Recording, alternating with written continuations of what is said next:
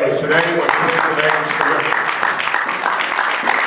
He is the #1 junior middleweight in the world, and the next fight hopefully will be the world title fight. And I believe Dan Rayfield from ESPN and Bob Villa at USA are going to be bringing that tomorrow, Demetrius. So here's Joe, and then Demetrius, and his father, and the whole team, and Eddie, our partner. It's a good night. Some nights are better than others. Tonight's one of those nights. Hold on. Well, as Artie, I want to echo a couple things Artie said. First off, congratulations to Artie, put on a great show tonight. Great, every card, every fight was a great fight. Good job. Congratulations to Showtime, which supported us and made this fight possible and believed in Demetrius. And we're pleased with Showtime and happy to be here, as well as Turning Stone, great casino, and we really got to see tonight that they bring out the right fans because they really enjoy the game, love the game, and are enthusiastic fans. It was a great night, and as Artie said, we believed this 9 years ago that Demetrius Andrade was the best in the world, and tonight he showed it. One thing that a true star does is he puts an exclamation point on his performance. And Demetrius was winning that whole fight on every scorecard, clearly running away with the fight. He had a real tough opponent in front of him, but he really dominated him. And he didn't just move at the end, he didn't rest on his laurels. He did what true champions do, and that is, he put that exclamation point on it and scored that knockout. He went for the knockout. And you know what? It's a great performance, Demetrius. We're both proud of you.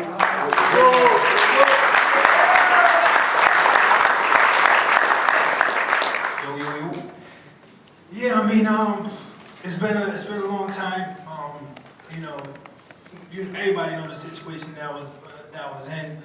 But like I've been telling everybody, a true champion, somebody that loves the sport of boxing, is going to continue to shine and grind. And every great legend has a story behind them.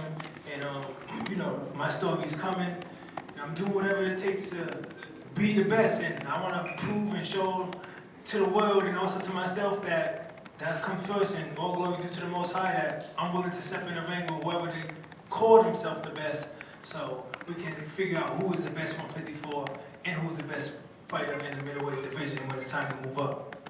But I want to thank my team. Start off with my dad, Paul Andrade, even though he gives me a headache.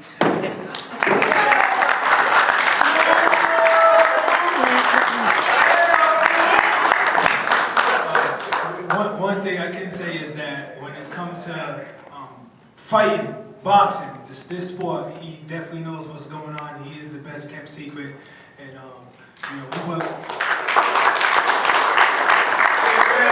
we've been working extremely hard our whole life, and through all the ups and downs, here we go, and it's time to turn this thing around.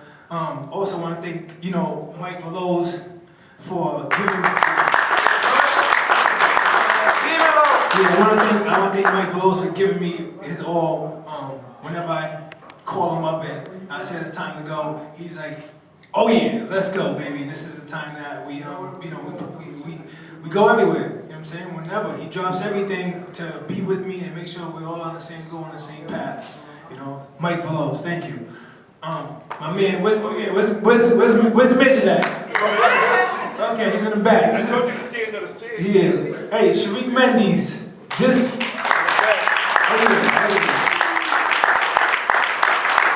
Sharik Mendes' hot performance. This is the reason why I was able to get that knockout, because we grind.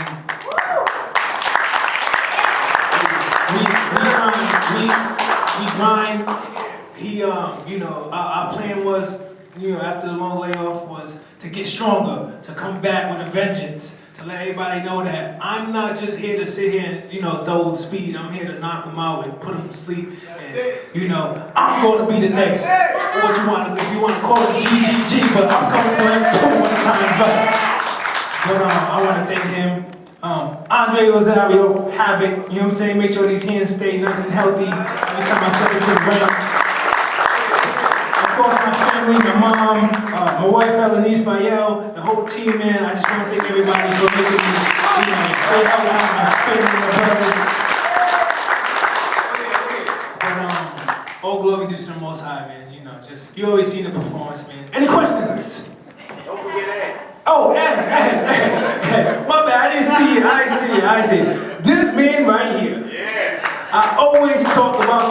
right here. If it wasn't because of this man right here, I would not be in the position and able to do certain things in my life without him. And he kept me, you know, straight. Whenever I needed something, I call on him. He had it there. And I thank God for giving me a man like this in my life. And he don't ask for nothing. He don't ask for nothing. He doesn't ask for nothing. He's one of them guys where I was like, yo, here's what you want. You need to feel. He'd be like, I don't need nothing but you in my corner. So thank you, Ed Fabulous. And your wife, Lana Fabulous. I want that potato salad. I want my potato salad, girl. Better cook that for me. But yeah, like I said, anybody name that starts with a C and ends with an O. That's Chalo, Canelo, Koto. I want them all. And then Laura and you know. Any questions though? Any questions? Any questions? Any questions? Demetrius, if the WBC says this was an eliminator, but Charles Hatley's number one, will you fight him first if that's what you have to do to get to Charlo? Yeah, I mean, you know, if they line that up, I have no problem fighting Charles Hatley. You know, that was the guy that I was supposed to fight tonight, but he figured out how to get the bypass. He was like, oh, Demetrius Andrade, hell no. So, yeah. So the title fight's in the works for Demetrius besides the Hatley fight. Okay. Which we'll deal with later. Okay. Yes, Adi, The tribal fight. Banner Promotion and Joe DeGuala Style Boxing will speak more upon that. Yeah. But yeah, I'm ready to fight whoever at the 154-pounder. That's it, man. Like I have no problem signing the contracts as long as it look right and the numbers look pretty. I'm signing. You didn't look like you had any rust tonight after being off for so long, but were you worried about that at all? Nah. Like I told him, man, I'm still young enough where I just need a 10-minute stretch and I'm ready to rumble. You know, I'm not in that 30-minute stretch. Like, hold on, guys. She was saying back, but training, sparring the best, getting the right guys to make sure that my reaction time's good. Sparring guys that have speed, power, you know, keeping me, you know, pushing myself and doing what a true champ does, man. Like Muhammad Ali, man, he went to jail for 3 years, came back and boom, Sugar Ray Leonard, retina problems. And Demetrius Andrade is still storyline to come, but yeah. Anybody else? Just one person? All you people in here. So one person. Did I not look good enough? Yes, Andre, yes. Well, it's pretty hard. Just come on, guys. What? Well, I'll put it to you like this, nephew. It's pretty hard to pose questions when you perform at an elite level like you did tonight. Okay. Wherewithal and the capability of being a pound for pound great world champion. So the only thing I can say, and you know I came a long way for you, baby. Oh yeah. Is just keep up the great work, keep shining, stay true to your task, pay attention, and God will make everything right. Oh yeah, thank you. And I know.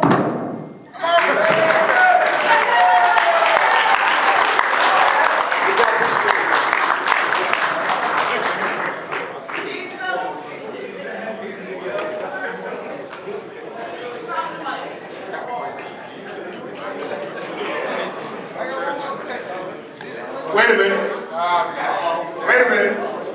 One more question. You know, I want to let you people know, me and my son bump heads a lot. What? We bump heads a lot. But the one day he's going to listen to me is when he's in that ring. Alright? Excuse me? Hey, promoter! Hey, how do you jump? Wait. Yo, excuse me, you stay for this. Now, wait a minute, you stay for this for a second. Sharif Mendes, I tried to get my son with him for 3 months. He wouldn't listen, because it was my idea. Now, I made him one day think it was his idea, so he goes and hooks up with Sharif Mendes. Sharif, where are you? He gave all that praise to. He's standing up. Now, oh, you still standing, Sharif? I didn't notice. So now, after you hooks up with Sharif, Sharif is the best conditioning coach in the world. Because it was my idea, it wasn't good enough. Now it became his idea to reach the best. Mike, my teammate here, best coach in the world. Okay? On that note, everybody run! Everybody run! Run!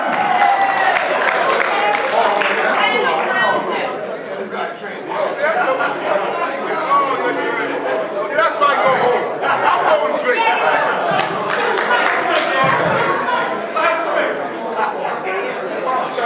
Dan Zlaticanin.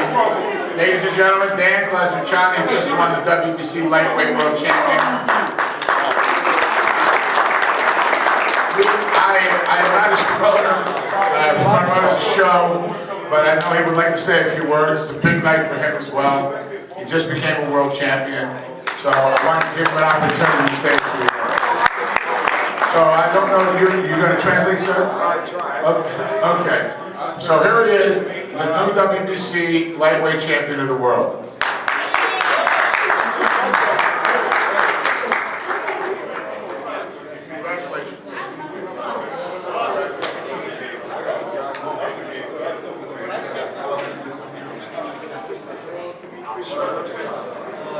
Želim da obratite malo pažnju na ovo što ću da kažem, jer kao što možda vidite, ja sam sada svjetski prvak i koliko god bude želio da se dohvati ovog zelenog pojasa, može se boriti protiv mene. He was just trying to say that he's a world champion now, and whoever wants to take this belt, he can try to do it. And it was a great night for him. He won WBC championship of the world, and he wants to be the one. He wants to see who can start him being champion in the future. Za svakoga sam tu, što se tiče otvorena vrata, tako da želim da, kao što jesam, da budem broj 1 u svijetu i da što duže ostane na tome. Tako da svako misli u lakoj kategoriji da može da me pobjedi, neki zvoli. He was just trying to say that he's still the best fighter in this category, and whoever wants to fight him, he can try to take this belt away from him, and that's all. Da li ima možda neka pitanja da postavi? So ask you guys if you guys have any questions for him. Dejan, if the champion in recess, Jorge Linares, recovers and wants to stay in the division, and the WBC asks you to unify with him, will you do that? Da, apsolutno da bih želio da se borim protiv Linaresa, ali je problem što on ne želi da se bori protiv mene. I tako da, čisto sve da će doći do borbe, ali naravno da želi da se borim i njemu se dobro ne piše jer isto će biti nokautiran. Of course he wants to fight Linares, but I don't think he will fight him. That's the biggest issue he has. He was a 3-time world champion, but he didn't want to fight him. That's the only reason. That's the only reason why he didn't want to fight him. And he knows he's a better fighter, and he can fight him any day, any time, any minute. He just have to start on a podium and in boxing ring and fight him. I don't know what's the reason he's avoiding the fight. I actually have to ask you that question. Maybe you guys know better, so you don't know. They say he's injured, but I don't know how long he'll have to retire or recover. Ja mislim da to nije istina. On jednostavno ne želi da se bori jer nije imao dokaza da je povređen, nego što se tražilo od njega, to nije imao da stavi i odmah se vidjelo da posle 10 dana on je počeo sa treninzima, tako da to uopšte nije istina da je povređen, nego da se plašio borbe. I don't think that's a reason. I don't think he's hurt. He just want to fight him. That's the only reason. He was back in the ring after 10 days, after he was saying about injuries. So, I mean, he wants to be a greatest, he wants to be a good, he wants to be compared to these 6 guys here on the belt. Muhammad Ali just passed away, and and he has his picture on his thing, and he wants to be one of the best, and he can do it. I mean, you saw it, guys, tonight. First round, he was already hurting the guy. Second round, he was a little bit dancing and stuff, but third, he was done. So he got a very powerful right hand, and he is a very good fighter. He had a spirit.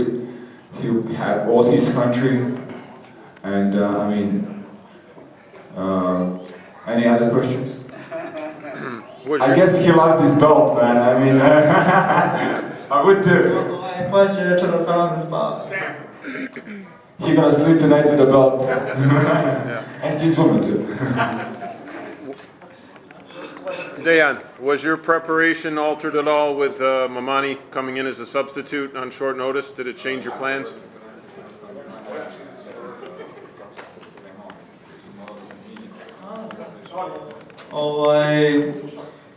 Bilo je jako teško što se toga tiče tih samih priprema, jer na početku trebalo da boksujem sa bokserom koji je kontra gard. Međutim, posle se ispostavilo da ne želi on da se bori protiv mene i također sam se da je obolio stomak.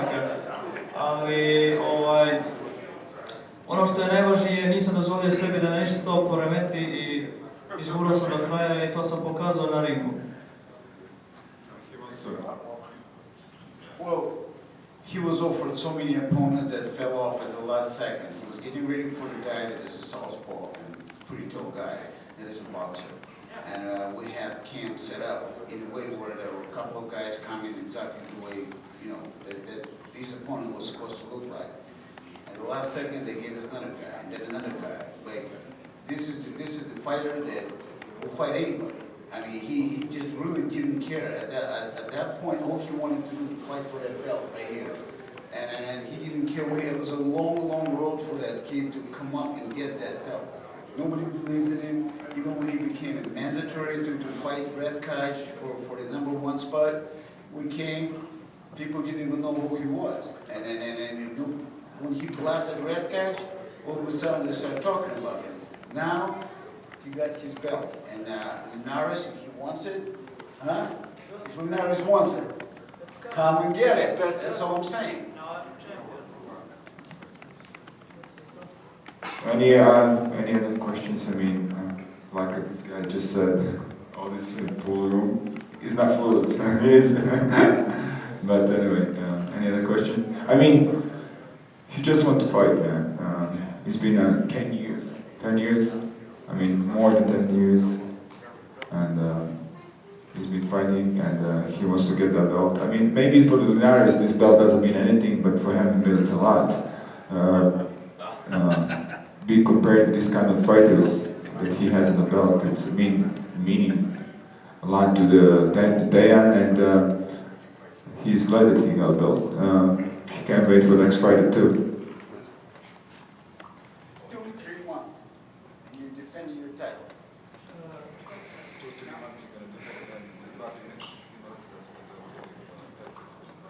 Da, ja ću uvijek biti spreman za odbranu titule kad god se to desi. He's going to be ready in a couple of months, 2-3 months. He'll be ready to defend his title anytime the next one. My steak is ready, man. I'm about, I don't know, ribeye, I think I ordered. It's getting cold. He gotta eat something probably. He was in camp for a long time, preparing for this kind of fight. Do you have any questions? Do you have any questions, guys? Okay, I'm just asking if you have any questions. No questions? John Molina will be here in a few minutes. Okay. All right, let's go. All right. You have to leave. Now, he wants to... Sam and John Sr. John did a great job tonight, and he fought an excellent fight against Ruslan. Very controlled, very disciplined, and you know, he just was a master tonight at what he did. I congratulate him and his dad. It was a terrific fight.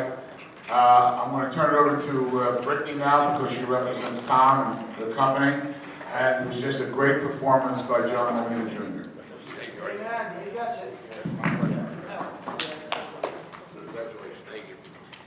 Here's Brittany. No, John came in and did what we knew knew he would do all along. I mean, he's always been a warrior, true warrior, and this fight really proved that. I had to stand in the back because I was screaming too much, but we're very proud of him, and now I'll let him take some questions.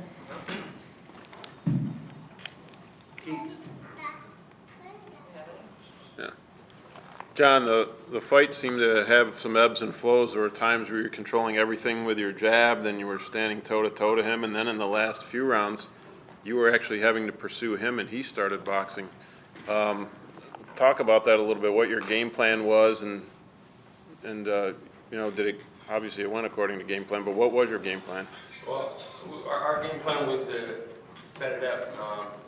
You know, I've been with Shadid Saligi for 7 months now, and he realized that I can actually use a jab, which was a bad word in my vocabulary at one point in my career. And you know, and he showed me how to use it, how to use my feet, how to set up a game plan and follow through with the game plan. If anyone knows Shadid, it's weird. He's almost like my father, where if I do something wrong, he'll literally reprimand me with words, verbally, to where I'll feel about this big at the end of the training session.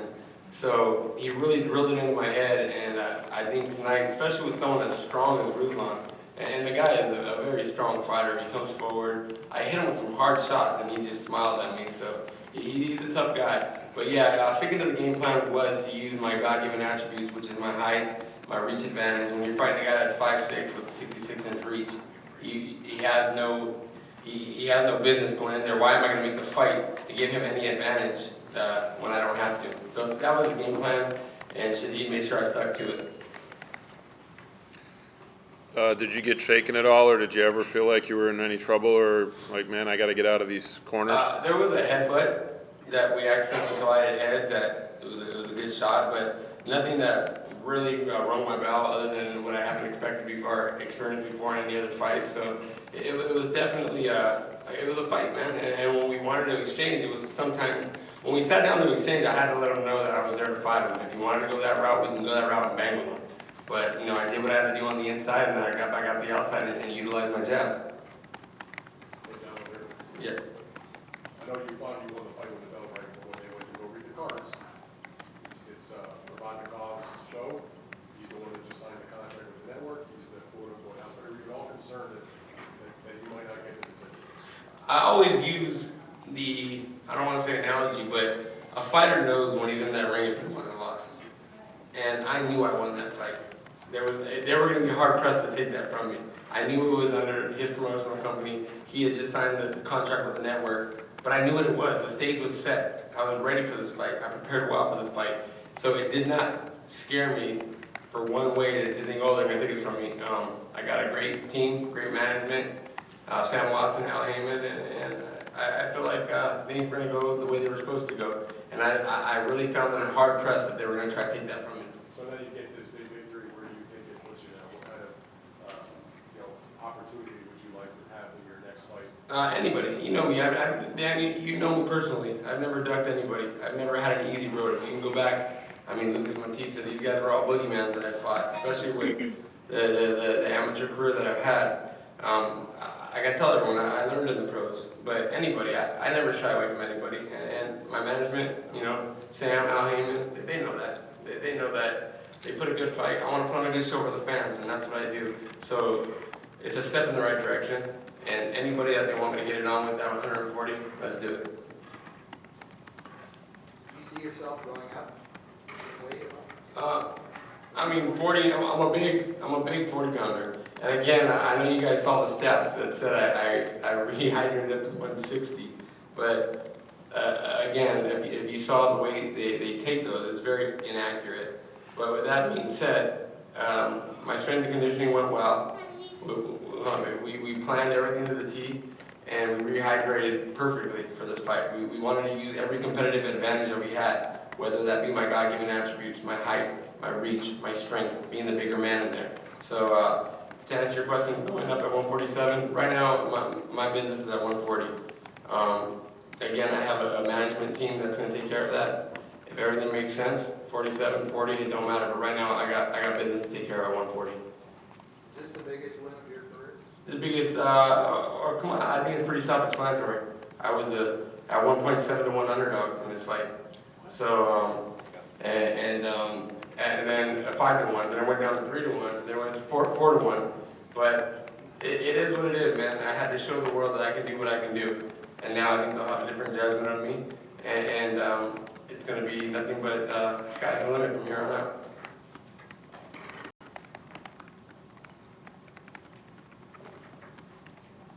Anything else, guys?